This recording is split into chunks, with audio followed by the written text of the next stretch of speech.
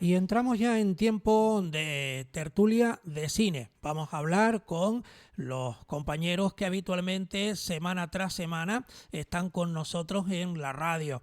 Por aquello de que tenemos más cercano al compañero Abel Hernández Belsa, que está en la Villa Rotava, pues vamos a saludarlo ya a él. Él es coordinador de la sección de cine del Instituto de Estudios Hispánicos de Canarias y también es director de cine. Abel, un saludo. Hola Muy José buena. Manuel, un saludo y brillando porque estamos a 15 grados hoy en la Horta.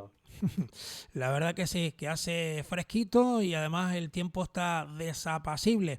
En la ciudad de La Laguna debe andar ya Josep Vilageliu, director de cine. Un saludo, imagino que con mucho frío.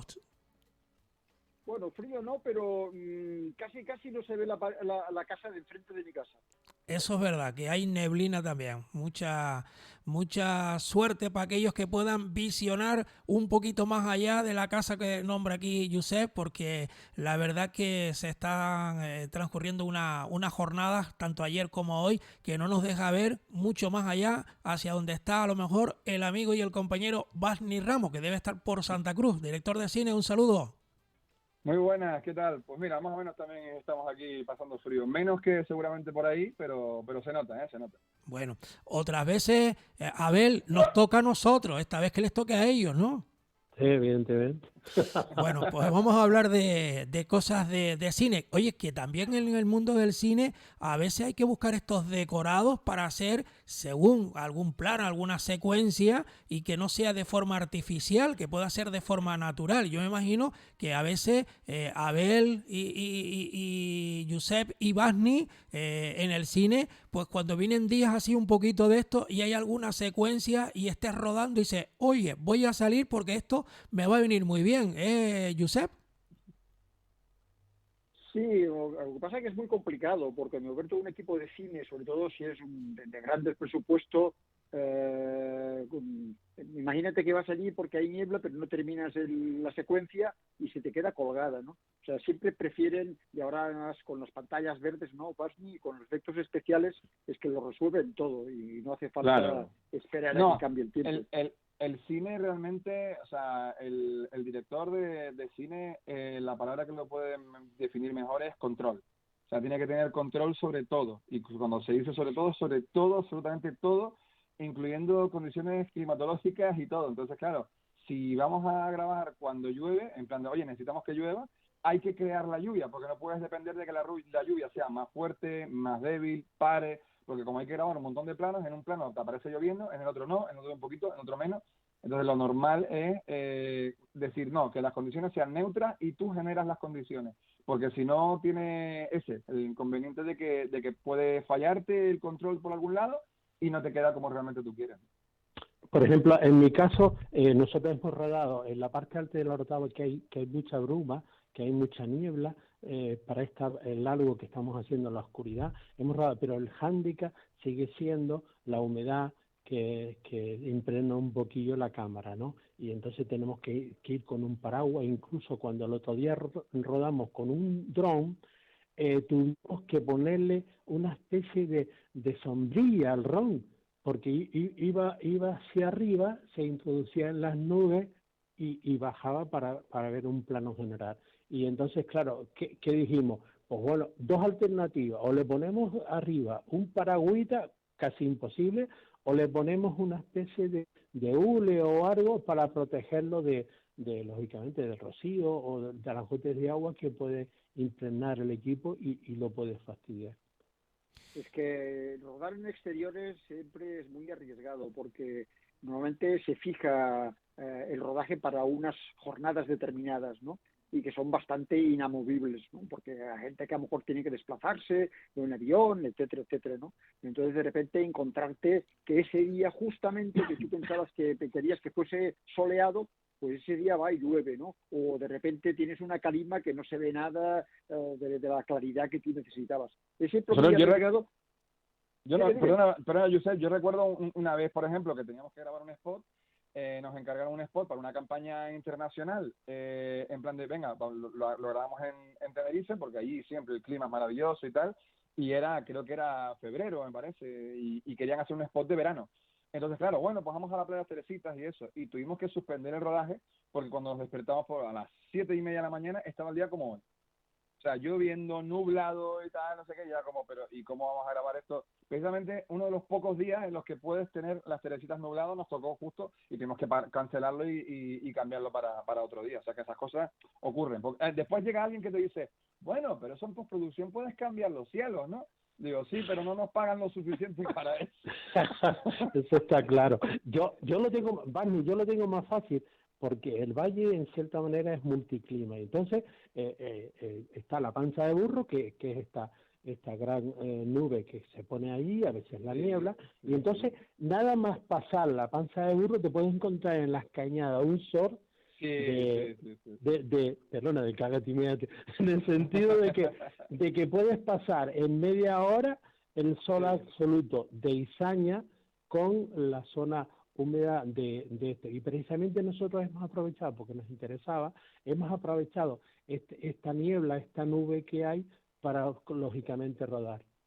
Claro, claro. Es que eso es lo bonito de rodar en Canarias, ¿no? Que el multiclima, el tener 20.000 opciones diferentes, probablemente te vayas a rodar una secuencia de invierno en el norte y después te vas ese mismo día por la tarde al sur y estás grabando algo de verano, o sea que en el mismo día, sin estar cambiando de muchas opciones. Yo siempre he dicho que es verdad que aquí, hombre, en lo que hablamos el otro día, el tema de los incentivos fiscales y que eso es lo que ayuda y es lo principal que trae a la gente para acá.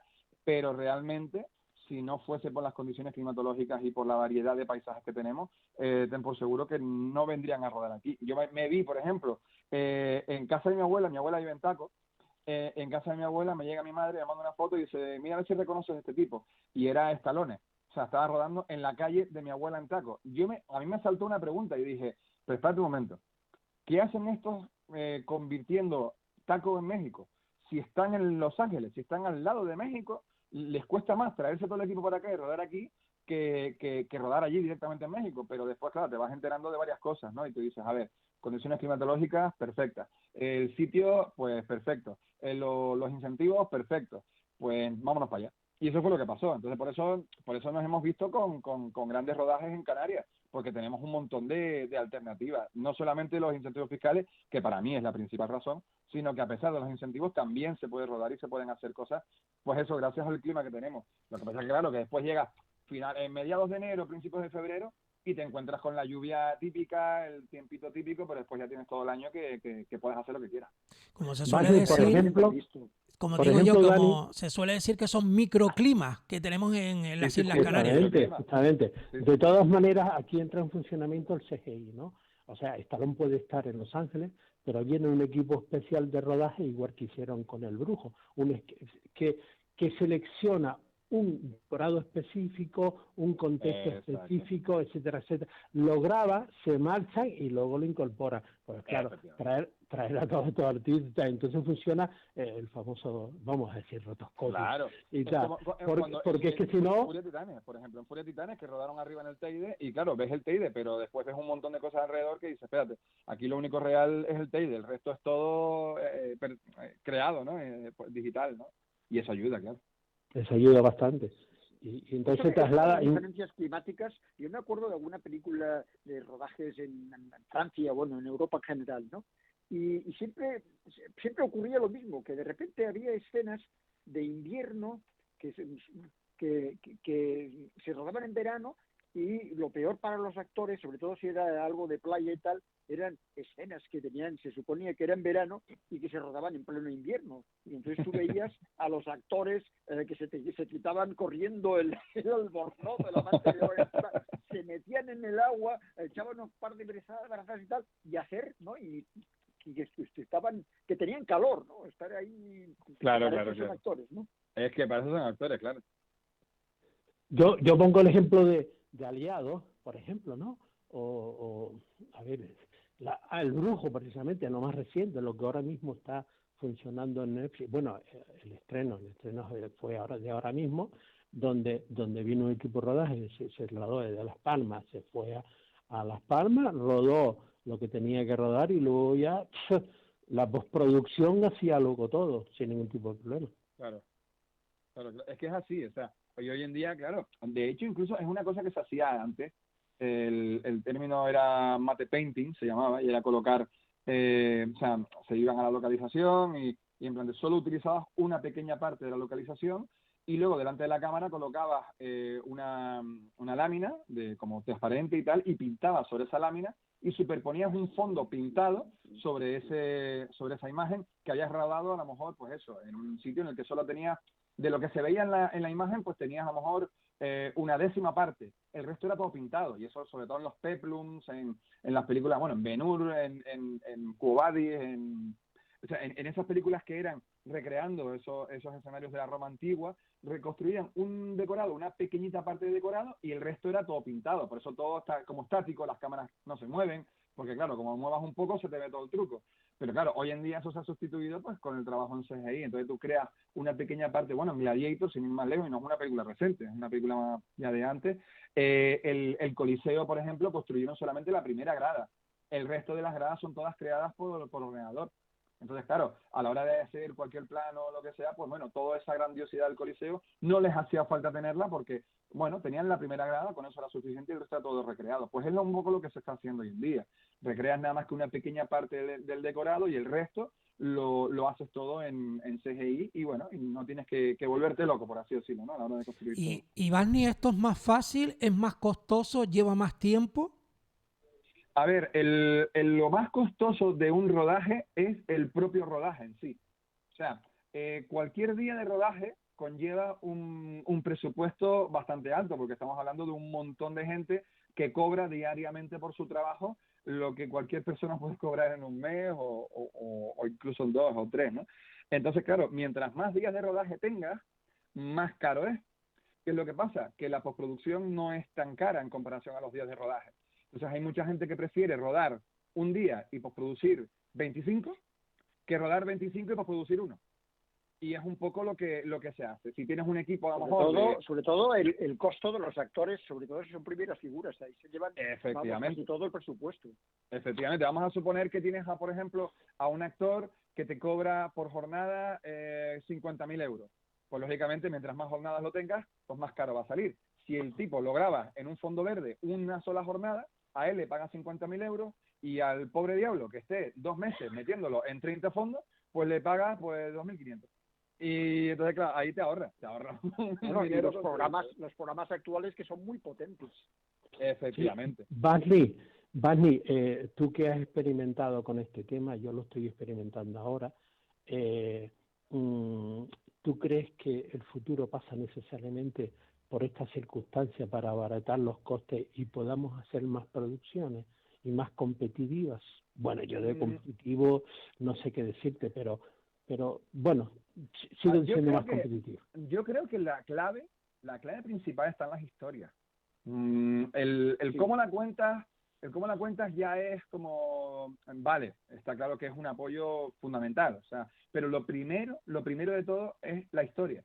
Si la historia es buena y si está bien interpretada, ya después como lo cuentas, que los personajes tengan profundidad, tengan densidad, que sean capaces de emocionar al espectador. Porque si la historia, hay por ejemplo, hay películas que transcurren en una sola localización y no tienen ningún tipo de efectos ni nada, y que te enganchan desde el minuto 1 y no te sueltan hasta el final. Hay una película, por ejemplo, que se llama Secuestrados, de Miguel Ángel Vivas, una película española. La rodaron en 12 o 15 días, creo que fue, en un chalet. Son como 5 o 6 actores y la película es impresionante, literalmente impresionante. Lo rodaron intentaron grabar como en muy poquitos planos todo, planos secuencias bastante largos, y no lleva prácticamente trabajo de postproducción alguno. La película se hizo muy rápida y es impresionante. O sea, había gente que se tenía que salir del cine de la tensión tan grande que le ocasionaba ver ese tipo de películas. Pues la película de Guillermo Ríos, por ejemplo, ¿no? Que también todo es casi un único escenario. Efectivamente, y engancha bastante. O sea, no tiene por qué ser. Lo que pasa es que, claro, que muchas veces hay gente que se ha, por entre comillas, cortado de contar determinadas historias porque no tenía los medios suficientes. Hoy en día esas opciones existen. O sea, no es lo mismo rodar hoy que rodar en el año 77 o a principios de los 80, o incluso a finales de los 80. Con la tecnología digital nos ha permitido un boom tan grande que hoy en día cualquiera persona con un ordenador portátil y con una cámara de fotos o incluso con un móvil puede hacer una película. Y eso es un avance grandísimo. Lo que importa realmente no son los medios, sino cómo lo cuentas, sobre todo lo más importante, qué vas a contar y que eso realmente interesa al espectador. No, y que poner incluso imaginación a los trucos, a los trucajes, porque el de CGI ahora todo el mundo piensa que es para las películas de superhéroes, pero en cualquier tipo de película hay efectos que facilitan mucho el rodaje. Yo, por ejemplo, lo que estaba viendo, el musical este que se rodó en Nueva York, In the Heights, bueno, que me parece que en España se llama En un barrio de Nueva York. Ajá. Bueno, pues hay una secuencia de baile en un balcón típico de las barriadas de Nueva York, con las escaleras de incendios, y entonces sale la pareja a charlar un rato en el balcón y hay una puesta de sol impresionante, ¿no? Y entonces y ahí me empecé a mirar y era totalmente realista, es decir, sería el puente de Brooklyn al fondo y tal, el último rayo de sol, ¿no?, que estaba bajando y que les estaba dando a ellos y les iluminaba, ¿no? Y yo decía, bueno, pero ese rayo de sol, ¿cuánto puede durar? ¿20 minutos? En la realidad, es decir, es que es imposible el mantener esa secuencia que además acaba siendo una canción. Claro. Y llega un momento que, claro, entonces, por un alarde de imaginación, empiezan a caminar por la fachada del edificio, y entonces la fachada del edificio se gira a 90 grados y ellos empiezan a correr y a saltar y a bailar encima de la fachada entre las ventanas, ¿no?, y de las escaleras de incendios, pero puesto todo en horizontal, ¿no? Y, por ejemplo, qué buen empleo del CGI ahí, ¿no? Claro, es tan sencillo como decir, por ejemplo, hoy en día puedes rodar, con croma o lo que sea, en un atardecer, y luego los contraplanos y tal, pues mantener la luz de estudio, con lo cual es como si tuvieses esa luz preciosa que es justo del atardecer o del amanecer, claro, que claro. dura, se le llama la hora bruja, ¿no? Dura, creo que 15, 20 minutos, no dura más, porque tienes que correr porque el sol se mueve muy rápido, entonces enseguida se esconde o enseguida sale y ya ese rayito, ya esa luz la pierde. Lógicamente en postpro lo puedes mantener y puedes hacerlo. Sin embargo, por ejemplo, en Lo que el viento se llevó, el maravilloso plano, ¿no?, de Escarlata O'Hara ahí diciendo, juro por tal que jamás volveré a pasar hambre, creo que estuvieron, no sé si fueron 8 o 9 días yendo a la localización a ver si la luz la cuadraban y no se nublaba y se mantenía, no sé qué y no sé cuánto. Para poder rodar ese plano estuvieron más de una semana. Eso lo ha pasado, a varios directores. Me parece que a Saura, cuando fue a Brasil, me parece que fue a rodar El Dorado, el director de fotografía decía, no, yo que quiero es la luz del atardecer, ¿no? Y claro, el rodaje duró como 3 o 4 veces más que un rodaje normal. Y el costo de la película fue brutal, ¿no? Nosotros estuvimos rodando un spot este verano y teníamos que grabar en esa luz. Entonces, claro, era un chico con una chica y tal, la cerveza, no sé qué, y la luz estaba, en ese momento el sol estaba bajando y era precioso. O sea, el primer plano muy bien, el plano general de los dos muy bien. Cuando vamos a grabar el plano corto de uno de los dos, ya la luz se estaba escondiendo detrás de una montañita. Tuvimos que salir corriendo para que la luz saltase la montaña y nos entrase otra vez. Grabamos ese plano corto y a continuación se seguía escondiendo la luz. O sea, era a medida que íbamos grabando, nos íbamos adelantando, buscando la luz, hasta que ya era como, mira, si nos seguimos adelantando, nos caemos al mar. O sea, que ya no podemos hacer nada más. Y era corriendo, esperando, buscando esa luz, con lo cual, claro, es complicado, pero es bonito también. O sea, esas cosas del rodaje. Es que si no, parece todo muy artificial y la verdad que hay que tener los encantos que tenemos por aquí y aprovecharlos, ¿no?, esos recursos. Vale, yo como estoy experimentando con rotoscopia, CGI, he cogido las últimas escenas de Operación Éxtasis, donde se ve una gran nave que yo tenía ganas de dar. He cogido ya y por lo menos he desaparecido los personajes. Ahora me falta. Qué bueno. Sí, qué bueno. Ahora me falta rodar en el sótano de mi casa con croma, ¿no? Pero el problema es lo que tú dices. El problema es luego cómo consigo la luz necesaria, que esto me va a costar un follón. Es que es eso. Igualar una luz con la otra es complicado. Sí. Y entonces lo que sí voy a utilizar es muchos planos. No voy a, en cierta manera lo he transformado todo y voy a utilizar muchos planos del personaje para meterlo y trabajar uno detrás de otro, porque si lo hago largo me va a costar a lo mejor un poquito más. Claro, claro. Lo que es el tema de postproducción hoy en día vale para muchísimas cosas, como por ejemplo esto, o sea, grabar en un fondo verde a una persona, por ejemplo, nosotros para Apocalipsis Vudú hay una multitud de unas 70 personas y claro, en principio yo quería mostrar que había como 200 y pico y teníamos 50 y pico extras. Pues bueno, para multiplicarlos, pues los grabamos a uno por uno individualmente en el croma.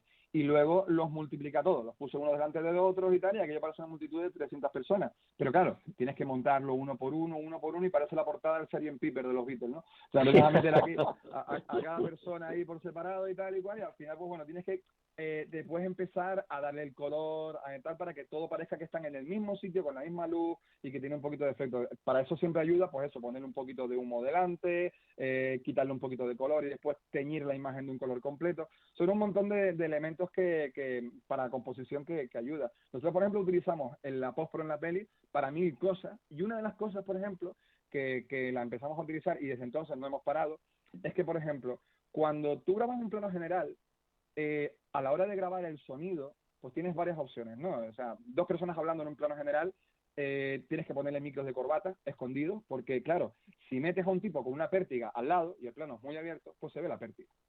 Sí, pero ¿qué es lo que tienes que borrar a posteriori? Eso es lo que hacíamos nosotros. Nosotros le llamamos la técnica House of Cards, porque por lo visto en House of Cards se hace ese tipo de técnica, la serie esa, y es grabar planos generales y meter la pértiga en plano, que la pértiga esté justo encima de los actores, y luego digitalmente borrarla. Efectivamente. Y un montón de planos con pértiga en los que no se ve la pértiga, pero el sonido es de la pértiga, no de los micros y tal. Y otra cosa también que hicimos, que como no teníamos presupuesto para iluminar una secuencia en plano general, lo que hicimos fue grabar la mitad de la derecha, iluminando desde la izquierda y colocando el equipo de sonido por la izquierda. Y luego grabamos la mitad de la izquierda, colocando a todo el equipo por la derecha, y luego partimos la imagen y montamos las dos para que pareciese que era un gran general, que teníamos iluminación para todo, cuando solamente teníamos la iluminación para la mitad del plano. Trucos, ¿no? Los trucos. Son trucos. O sea, es un poco utilizar las herramientas digitales para abaratar costes, para hacer las esto cosas es como más una rápido, fotografía normal que nosotros hacemos y de repente te sale algo, una papelera que no te diste cuenta, y luego en el ordenador pues la retocas y desaparece la papelera, ¿no? Por ejemplo. Hay un programa que lo hace directamente. Vale. Vas a Photoshop y eliminas todo. Yo tengo un programa de estos que te lo compras y tal, y que precisamente es para eso, para eliminar personas, objetos, lo que sea de un plano. Y creo que aprietas un botón, no sé qué hace, y lo limpia y restituye lo que está detrás. Yo por ejemplo, en Photoshop tengo el Valle de la Orotava, actuar, y lo he transformado en 1300 y pico, o sea, he quitado todas las casas y tal, me ha costado un follón, ¿no? Bueno. Y entonces aparece el Valle de la Orotava con árboles, ¿no? Y luego introduce algunas cabritas y tal, ya que eso no lo he hecho, y entonces ya en cierta manera la época prehispánica, ¿no? Y entonces, yo te digo, hay momentos que empiezas a trabajar, necesitas mucho tiempo, necesitas estar muchas horas sentado delante del ordenador, Claro. Y es claro, y hay momentos que dices, coño, tengo dinero para pagar a un técnico informático, pero luego ha pasado lo que me ha pasado, que resulta que se contacta con dos personas y te dice, sí, pero es que no tengo idea del After Effects y tal. Pues nada, aprende, no pasa nada. Igual que los actores, mis actores son amateur, pero nosotros le hemos dado 5 películas para que en 2 o 3 semanas las vean. Y entonces, no, vete a esta escena y imita lo que hace este hombre. Claro. Y entonces yo te lo doy todo preparadito, y tú lo único que tienes que hacer es practicar en casa, porque es la única manera de conseguir que el actor amateur que no participa, pues imite a estos grandes actores y puedan hacer algo.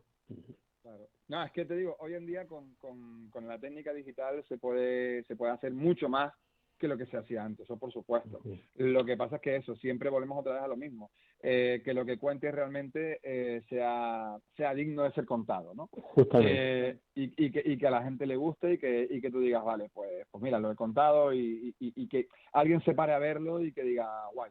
quiero seguir viendo esto, me ha interesado, no he perdido ningún minuto de mi vida viendo esto, y este tipo de cosas que hacen que la gente te apoye a la hora de seguir haciendo más Un día películas. tenemos que hablar Bueno, de la voz, es decir, cuando se doblan en otros idiomas. A ver, para el movimiento de la boca, por lo menos para que encaje todo. Otro día tenemos que hablar de eso, se me está ocurriendo, vayan apuntándolo, ¿eh? Oye, Tony, si vale, quiere, un día dedicaremos a eso, sí. Y si sobre todo, mira, quiere, yo he tenido una experiencia ahora bastante interesante que otro día la cuento, de una película que yo rodé en el año, creo que fue en el año 67, 1967, cuando todavía estudiaba. Entonces, claro, estaba en 8 milímetros.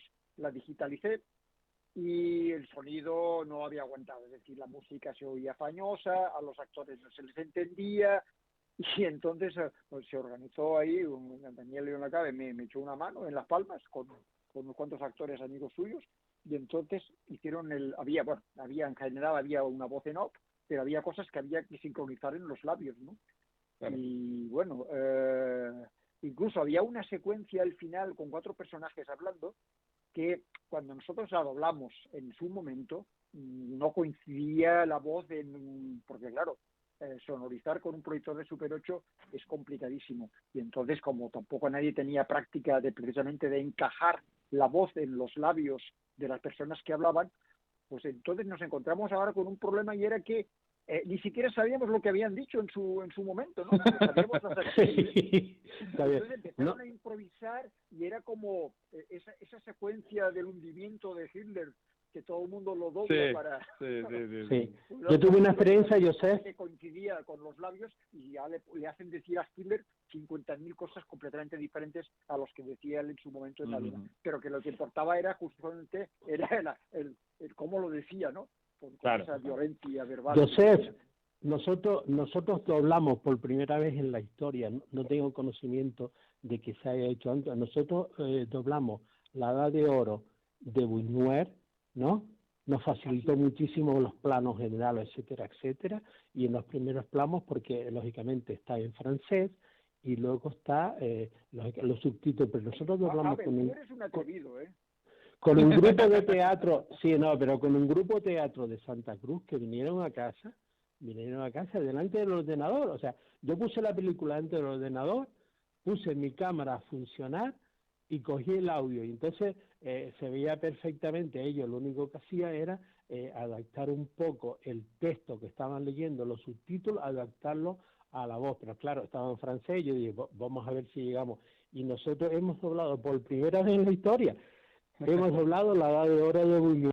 O sea, fue en cierta manera un ejercicio de esto de chinos y tal. Pero mira, se empieza por ahí. Lo que pasa es que son cosas que no se pueden publicar. Nosotros, por ejemplo, Apocalipsis Vudú la rodamos directamente en inglés canario, no en inglés.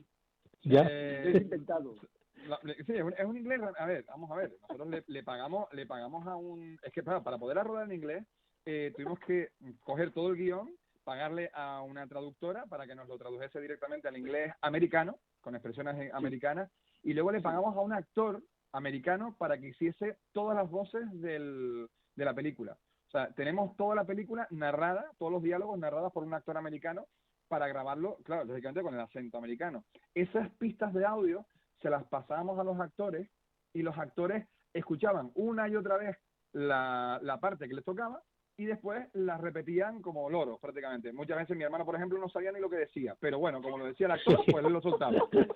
Entonces, claro, y José, por ejemplo, se lo apuntaba como sonaba, o sea, como Franco cuando leía inglés. Igual, o sea, how are you? Pues, how are you? Directamente como tal, no se volvía loco. Bueno, pues lo hicimos porque sabemos perfectamente que en Estados Unidos y fuera de España, sobre todo en Estados Unidos e Inglaterra, no doblan películas. O sea, si tú haces una película en español, no la van a doblar al inglés. No les cabe en la cabeza que las voces no estén perfectamente sincronizadas con los labiales. No le cuadra, no les entra. Entonces dijimos, bueno, pues vamos a hacer una cosa. La grabamos en inglés, la doblamos al inglés, o sea, que alguien hable bien inglés sobre las voces de esta gente, y luego hacemos el doblaje al español para que se vea en España. El resultado fue tan caótico y que lo dejamos así. Porque, de hecho, No, es que, mucha gente la nos ha gracia dicho de que la el película inglés... es justamente ese inglés que hablan ellos. Es que es eso, Esa es mucha la gente nos ha gracia. dicho, dice, es que gran parte del humor de la película está en ese inglés macarrónico que se habla. A mí me parece maravilloso que he visto críticas de gente en Estados Unidos que ha visto la película, y lógicamente sin subtítulos al inglés, se la han visto directamente como suena, y la han criticado y han dicho que les gusta. Y es como, ¿y qué han entendido de esto? No sé qué han entendido, pero la han entendido, por lo visto. Y les encanta el rollo. De hecho, dice, creo que es española, aunque no lo sé. O sea, que ni siquiera pillan el acento. O sea, es una cosa súper extraña. Pero nosotros lo hicimos teniendo en cuenta eso, que por ejemplo en Estados Unidos, por eso hay tantos remakes de películas europeas y tal, porque a ellos no pueden ver películas extranjeras dobladas. Entonces las ven subtituladas y como no les gusta leer los subtítulos, pues las hacemos nosotros. Y punto. Bani, ¿sabes cuántas veces vi yo Apocalipsis Vudú para comprobar este detalle? 3 veces. Yo dije, coño, no está rodada en español, no está rodada en español. Y yo decía, coño, pero... Y entonces hubo un momento que a base de verla, yo decía, claro, joder, está rodada en inglés. Está rodada en inglés porque no coincidía, ¿no? Y había ciertas frases cortitas que decía, no, perdona, esto está doblado en inglés, ¿y cómo coño lo consiguieron? Vamos a dejarlo aquí ya porque se nos acaba ya el tiempo, pero continuamos la próxima semana porque ha estado interesante. Una cosa nos ha llevado a la otra y al final pues ha resultado amena la tertulia del día de hoy. No hemos criticado el audiovisual canario, eso es bueno. Muy bueno. Muy bueno, Barney. Bueno, pues Barney Ramos, Josep Vilageliu y Abel Hernández Belsa, seguiremos hablando en una semanita del mundo del cine y seguramente nos reiremos un rato con tantas cosas que pasan por ahí y sobre todo que esas cosas que nunca se ven y que solo lo podemos encontrar en este tipo de tertulias, contando cosas de anécdotas y cómo se rodan estas cosas y la verdad que al final lo importante es que entre todos pasemos un ratito agradable hablando del mundo del cine, ¿no? Eso es lo importante, sí, señor. Barney, hasta la próxima y gracias y cuídate. Nada, hasta la próxima, muchas gracias. Josep Vilageliu, lo mismo, un abrazo y a ver si se ve la casa de enfrente a medida que vaya pasando las horas, ¿eh? Voy a abrir la ventana, voy a iluminarla con una linterna, a ver si funciona. Y la niebla nos abandona. Abel Hernández, nosotros por lo menos estamos mucho mejor en este Valle de Orotava en el día de hoy. Otra vez se lo pasamos fatal, ¿eh? Efectivamente. Hoy estamos mucho mejor. Oye, un abrazo a los 3. Un abrazo. Hasta la próxima semana. Seguimos aquí en esta casa en Radio Realejo. Despedimos a los compañeros en la tertulia del cine.